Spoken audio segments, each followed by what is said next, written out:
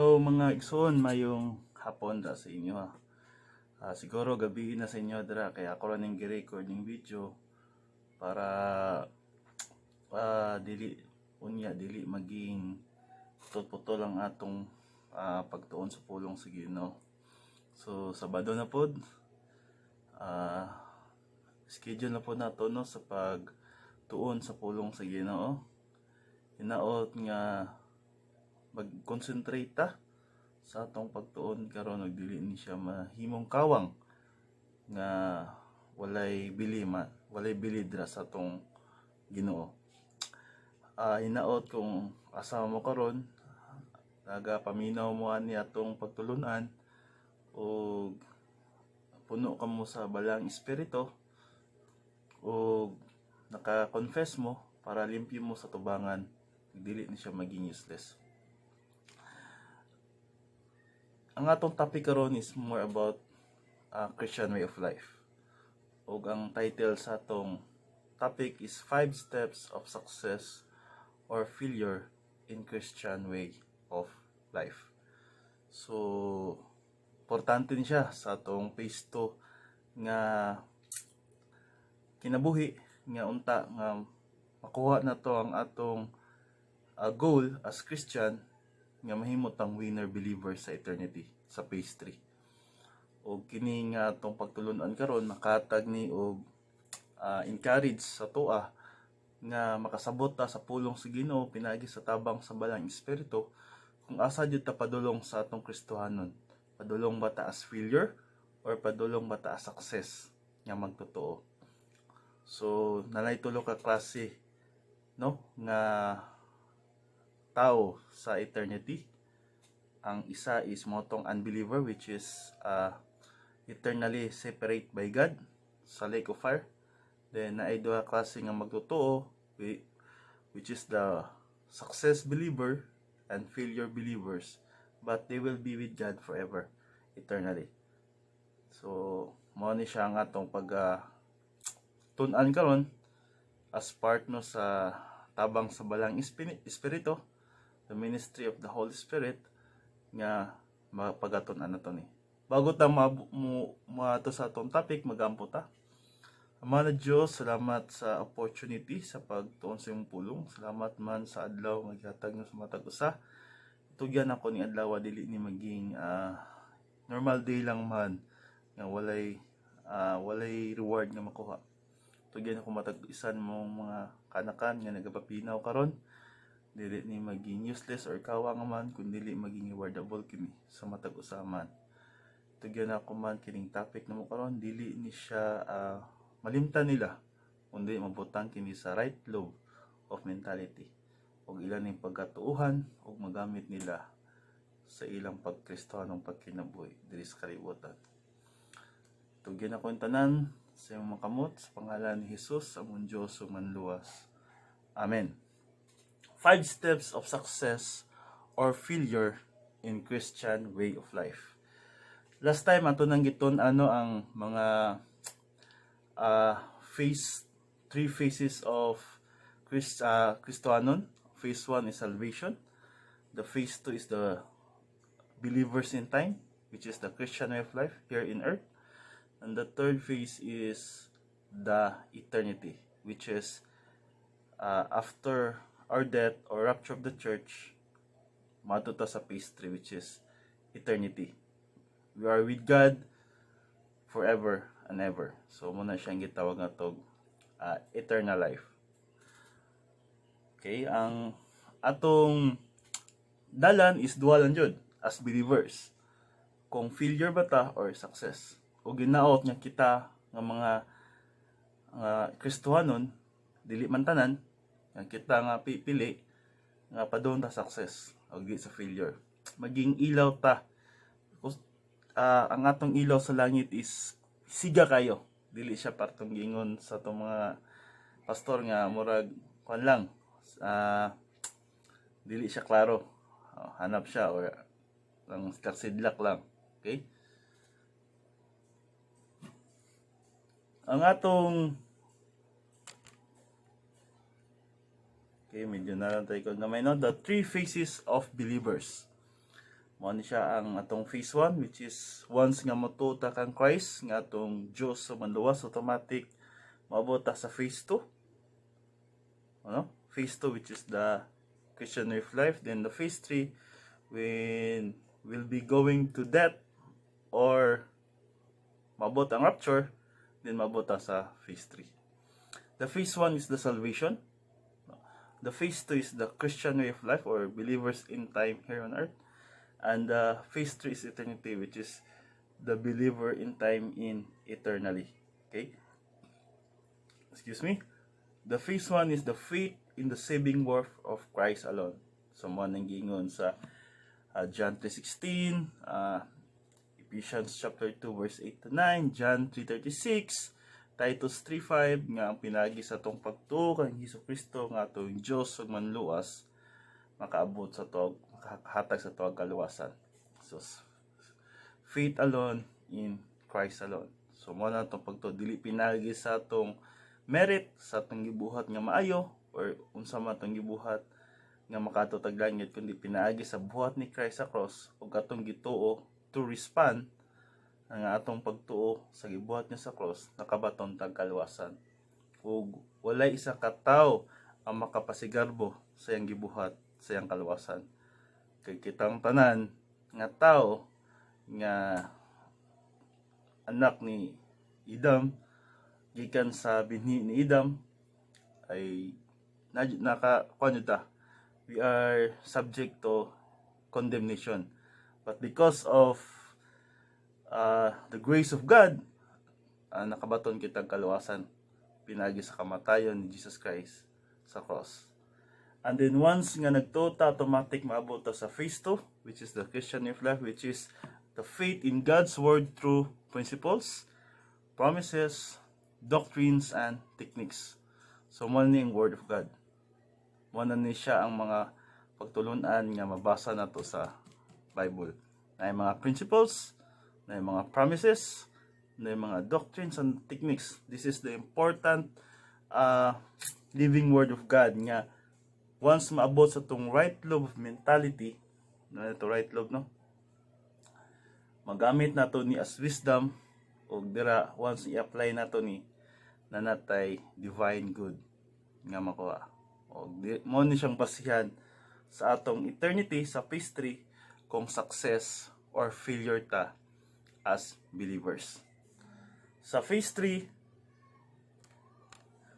natay faith in God's eternal promises. So mo na siya ang gipromise ni Jesus Christ nga sa langit wala nay pain nga atong ma-experience, wala nay panghilak, totally happy na dito, wala nay kagol, totally nagapangalagad na ta sa Ginoo. So that is the enjoyable moment individually for Christians. So mao din ang atong gidahom nung maabot sa eternity nga uban ng Ginoo. So mo na ang 3 phases of believers. So karon magtutuo naman tanan nata karon sa phase 2. Nata karon sa phase 2, which is the Christian way of life. Diri ang basihan nato kung unsa ang atong posisyon sa eternity. Kung success believer ba ta or failure believer. So inaot nga success ta. Mo nang dapat magatuon jud ta sa pulong sa Ginoo para mahimo tang success. So there are 5 ways to be a success believers, no? Blessings start with righteousness, began in the Christian way of life. So nagasugod jud ang blessing, no, sa atong pagiging Kristohanon. Dili ka pwede mahimong Kristohanon kung dili ka magtuto kang Kristo. Once you believe in Christ, you will be automatically be Christians.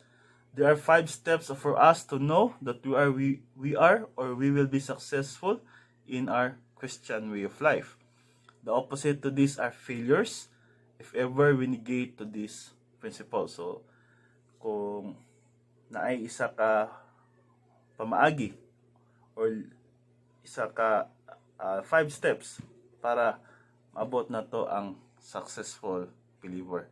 Ug ato ning isa-isahon para masabtan nato og pinagi sa pulong sa Ginoo ato pagabasahon para ma-confirm na to ang kini nga mga steps through pinagigyapon sa tabang sa Holy Spirit. Okay. Mo ni siya ang no to success, to our growth. Di man ni once nga mo success kay, ibig sabihin na you are spiritual matured. Never ang babes na himong success nga magtotoo, or adolescents, never. So the only way to be a success believer is to be a spiritual matured. That is our goal. Once nga nato to sa phase 2, ang phase 1 na to is our goal is to be with Christ forever. Nakuha na na. And then ang atong goal sa phase 2 is to reach, no? Natay goal sa atong gusto nga maabot na tong spiritual maturity. Sama sa mga apostles, sama sa mga prophets, sama nila Abraham, ni Moises, nga abot sila sa peak of maturity, and nahimo sila a historical impact and friend of God. Mo na sila ang mga model na to para maabot na to ang successful life, not only on this earth but after this life, which is sa heaven. No, our true citizenship is not here in this world but in heaven. Okay. 5 steps of success failures or failures in Christian's way of life. Number 1 is attitude. So attitude yun ang pinakauna nga steps nga unsang atong maabot sa atong pagkakristanon. Okay? Sa James chapter 4 verse 6, no, na ako'y Bisaya nga Bible diri akong pagabasahon sa Bisaya, no. Apan siya naghatag og labi pa kadakong grasya, busa ginaingon pagasantaon sa Dios ang mga mapahinatas-on, apan sa mga mapaubsanon siya naghatag og grasya. So it means that if you are proud, then walay hatag sa imong Ginoong grasya. Pero if you are humble, then ang grasya hatag niya sa imo. So mo nang pulong sa Ginoo nga ginapataas pa noon sa Ginoo ang mga tawo nga nagpaubos. Pero katong nagpataas lang kaugalingon, ginapaubos pa noon sa Ginoo. So una jud ang atong attitude. Attitude sa pagtuon sa pulong sa Ginoo nga dili ba nato priority ang mga butang sa kalibutan, ang priority to pulong ba sa Ginoo. So dira ang sinugdan sa atong Kristohanong success. Kung priority ba nato ang Bible study, priority ba nato ang pagtuon sa pulong sa Ginoo, priority ba nato ang bulhaton sa Ginoo ug dili nga mga bulhaton diri sa kalibutan, mo na ang atong attitude. Mo na ang ginaingon ni Apostle Paul preminti sa iyang mga epistles nga dapat ato dyon i-priority ang mga butang nga dili makita kaysa mga butang nga makita. Kaya mga butang nga dili makita, mao na siya ang mga butang nga eternal. Pero ang mga butang nga dili makita, mao na mga butang nga temporal. Kawang lang, masunog ra, mataya ra, mawala ra. Mao na siya nga atong attitude. Kung attitude na to is always learning and applying the Word of God, then dakog chance nga maabot ta sa spiritual matured and we will be a success believers. So, mo siya, no? Arrogance is the self-centered, humility is the Christ-centered. So, ang ato yung priority always is si Christ.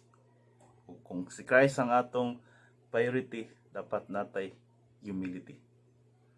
Wala tayo dapat ipasigarbo aning kalibutan ani. Kay number 1, ipanganak ta diri kubo ta ug muhawa ta diri sa kalibutan nga hubo pod.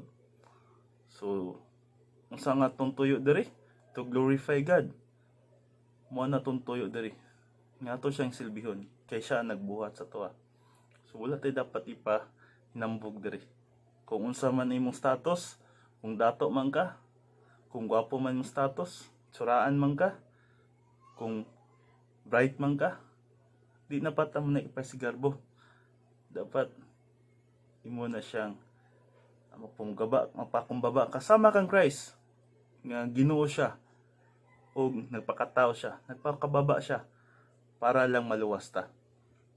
O kung ikaw as Christian, as magtotoo, is arrogante na ka, self-centered na ka, then sad to say, labo jud ka mahimong success believers.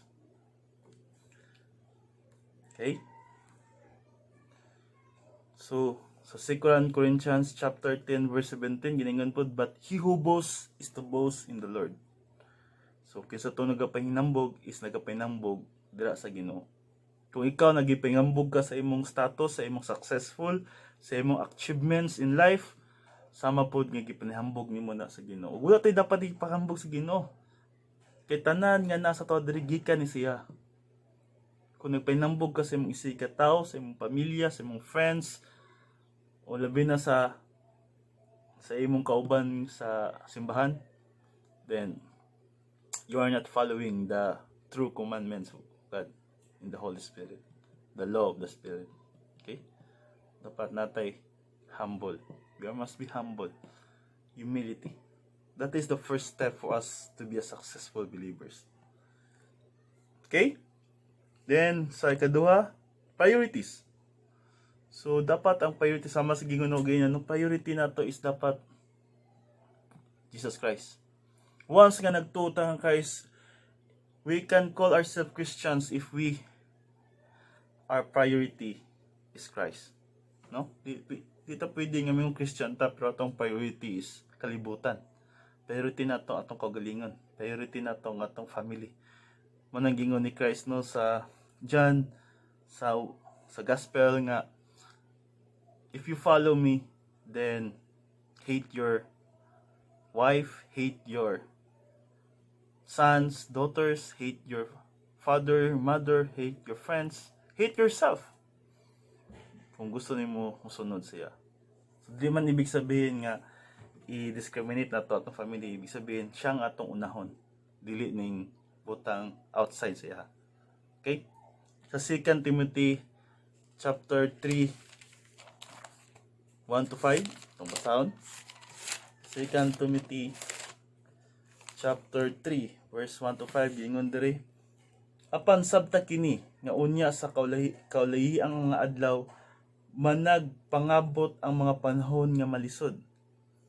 Kay ang mga tawo niya magamay gugmaon man sa ilang kaugalingon, mga hinapi, tigpagawal, hambugiro, tampalasan, masukihon sa mga ginikanan, walay igabalos, dili Diyos nun, walay pagbati sa pagigugma, dili malukmay, tigbutang-butang, mapatayangon, mabangis, dili mahigugmaon sa maayo, mabudhion, madali-dalion, tigpaborot nga nagahigugma sa kalipayan, hinay sa Dios unta Hinoon. So morning ng mga tao nga mga Kristohanon man unta, pero ang ilang ginauna is ang ilang kaugalingon, nagabuhat pa silang mga bota nga dili iya sa Ginoo. No, mao na siya sa 2 Timothy chapter 3 verse 1-5. Matthew 6:33, well known siya nga verse no, to seek you first the kingdom of God, and all these things shall be added unto you. So unahon na to siya. Dili dapat nato unahon ng kalibutan. Mo na ang sikreto, mo na ang principle sa Christian way of life. Unahon na to si Christ, then tanang butang atong ipangayo ihatag niya. Kung unahon na to ang mga butang, di na to na makuha, kundi will sa Ginoo. So ang sekreto day unahon na to siya, then tanan na tong mga request ihatag niya. Pag deserve po ka, pag plan niya. Pero kung dili niya plan, sabihan ng example, nag-pray ka og kanang helicopter. So dili mo na kailangan siguro sa ministry nimo pa. So di pa na ihatag sa Ginoo. Pero kanang mga valid nga mga request, ihatag na sa Ginoo. Siguro mga good health, family, successful life, successful business, education, mga butang nga nakita nimo nga dili po kayo siya nga medyo sobra. then yatag na sige no. Pag once nga priority nimo siya, unahon nimo siya. No? Mao na siyang matong temporal or eternal. Mao na siya sa priorities. Kung unahon ba nimo ang temporal or ang eternal. So mao na tong kwan, ang masaw na to ang Luke chapter 12 verse 24. You know, Luke chapter, kung na may Bible, pwede nyo ni basa, no? Sa inyo nga dala. Luke chapter 12.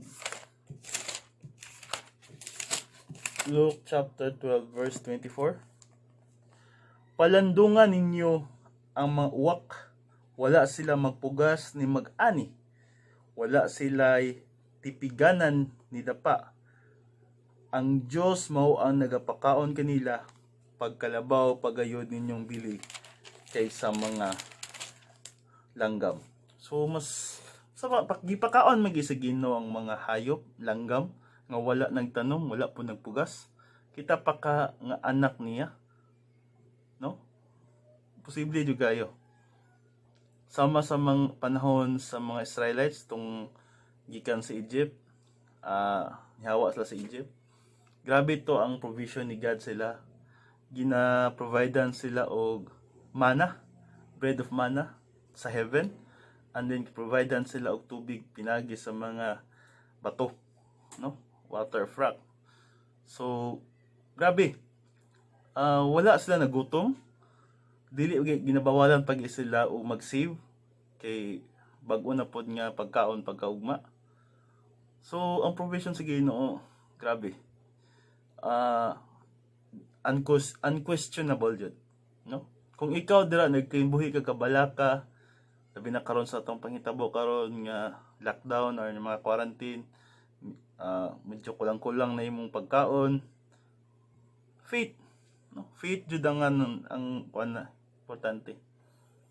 Nga once nag-faith ka sa atong Ginoo, wala imposible. Mo nang gingon sa 2 Corinthians chapter 5 verse 7, we live in faith not by sight, no? So dapat magatubo jud ta espirituhanon kay dira na to ma-apply ang mga doktrina sa espirituhanong butang. Eternal. Colossians chapter 3 verse 1 to 2. Colossians chapter 3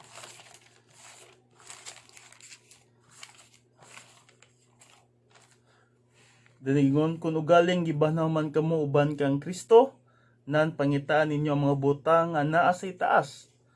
Diin anaa si Kristo nagalingkod sa tuo sa Dios. Itumong ang inyong mga nahuna diha sa mga butang nga naa sa itaas, ug dili sa mga butang dinhi sa yuta. Kay kamo nangamatay na, ug diha sa Dios ang inyong kinabuhi natago uban kang Kristo. Once you are a believer in Christ, you are a Christian, ang ato yung priority is eternal jud. Itumong jud nato ang atong mga nahuna sa mga butang nga naa sa itaas. O sa mga butang nga nasa itaas, moning mga pulong sa Ginoo, the mind of Christ, the word of God, no? Mo ni ang kwan sa lalang sa balang espiritu. Mo ni ang mga butang na sa itaas. Dili ning mga butang nga nakita na to, no? Mga butang nga makatabang sa ta espirituhan ng pagtubo. Mao na siya atong priority. Kini nga atong panginabuhi diri, ang atong paghago diri for survival ani nga makalahutay ta diri para once nga muli ta sa langit daghan ta ganti makuha.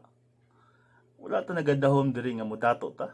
Mao ba nang gingon sa pulong sa Ginoo sa Mateo nga narrow is the gate for the people, no, nga madto sa langit, but wide is the gate, no, sa mga tao nga makadto sa destruction, lead to destruction. So gamay ra ta.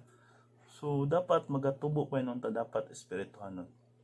Okay mga igsoon, so una attitude karon, priorities. The third one is decisions, no? Decisions. Mo ni ang pinaka-importante sa tanan, decisions. So sa decisions na to, mo na ang atong mga pagabuhaton. Volition is the issue. Spiritual or carnal. Basahon na to ang Philippians, no? Chapter 3 verse 7 to 14. Chapter 3 verse 7 to 14. Ngani bisan unsang kadaugan nga akong naangkon kaniadto, kini ako nang giisip nga kapildihan tungod kang Kristo. Sapagkat tinuod ang tanan akong ginaisip nga kapildihan tungod sa labawong kabilihon sa pagpakaila kang Kristo Jesus nga akong Ginoo. Tungod kaniya napildihan ako sa tanang butang. O kini sila ginaisip ko ingon nga mga biya na aron lamang maako si Kristo. Ug makaplagan ako diha kaniya, dili nga nagabaton ako sa pagkamatarong nga akong kaugalingon pinasikad sa kasuguan, kundi niya nang mga pagkamatarong nga pinaagi sa pagtuo. Kang Kristo ang pagkamatarong nga gikan sa Dios nga nagasukad sa pagtuo. Aron ako makaila kaniya og sa gahom sa iyang pagkabanaw ug sa pag-ambit sa iyang mga kasakit nga may sama kaniya sa iyang pagkamatay. Aron nga kon mahimo makabot ko ang pagkabanaw gikan sa mga patay. So mo ni siya ang katong resurrection. No, once nga nito kang Christ, mo ning isa sa mga butang nga makuha nato. 39 things nga makuha nato, mo ning apila ni siya ang resurrection. Dili nga nakabot ko na kini unahingpit na ako, hinwa ginaagpas ko kini aron mahimong akong kaugalingong sanglit na himo naman ako ni Kristo Jesus nga iyang kaugalingon. So we are already in Christ, no? Mga igsoon, wala ako mag-isip nga kini nahimo ko nan akong kaugalingon, hinon usa ka butang akong ginabuhat mao kini sa kalimtan ko ang nagapangagi na ug sa nagdasdas ako paingon sa naa sa unahan. Ako nagapadayon paingon sa dauganan ngadto sa ganti. Mo niya tong ganti, reward. Mo nang gingon sa 2 Corinthians 5:10, no? Nga mao ang sa kalangitong pagtawag kanato sa Dios diha kang Kristo Jesus. Mo ni ang kuan ni Apostol Paul, iyang decision nga itugyan jud niya yang kinabuhi sa bulaton sa Ginoo. Wala siya pakialam sa iyang kagalingon, maunsa siya, basta magasunod lang siya sa will of God. Unsang will ni sa God siya nga i-preach niya, itudlo niya ang gospel. Tudo niya ang mga spirituhanong butang. Ang katong mga kaigsuonan nga nana kang Kristo magatubo jud espirituhanon sama sa iya. Kaya ang ginaisip mo sa tayong gingon sa sa verse 14 nga ang ganti. Mo na ipayto niya ganti. Ang isa ka tawo nga naganahon na sa future or sa ganti, mo na yung mga tao nga puno sa doktrina. Pero kung tao ka nga decision nimo is dili lang sa kalibutan, then wala, dili jud ka mo success. So atong decision dapat always spiritual, dili carnal. We all know the carnal man cannot provide divine goods. Wala siya. Maski nagsimba pa na siya, useless na, kakos na. Pero kung spiritual ka, tanan nimo ginabuhat giya sa balang espiritu. You are functioning and walking in the Holy Spirit. Then you will be a successful believers. You will be experiential sanctified. And then that's the time magabuhat na kag mga maayo para sa Ginoo. And that's the way na magkaroon tag mga rewards. Decision. What is your decision? Tanang butang nga atong ginabuhat na yung decision. For example, mas uyon ba ko ani or dili? Maminaw ba ko ani or mutanaw ba ko og Netflix? Mubasa ba ko og pulong sa Ginoo or mutanaw ko TV? Mga decision, mga butang nga dili wala nang nabantayan nga na-miss na din nimo. Pero kung ikaw magtutuo nga nagatubo, ginatik nimo na sa opportunity na kini reward ni. Kung imong decision is always nga makakuha kang mga ganti, then himuang nga tanang mga butang nga decision is mahimo siyang ganti, no? Spiritual. So sa kaupat, ato ta sa kaupat, mo na ni siya ang atong actions. So diri na ang wisdom. So sa Matthew chapter 12 verse 33, itong basa, Matthew chapter 12 verse 33.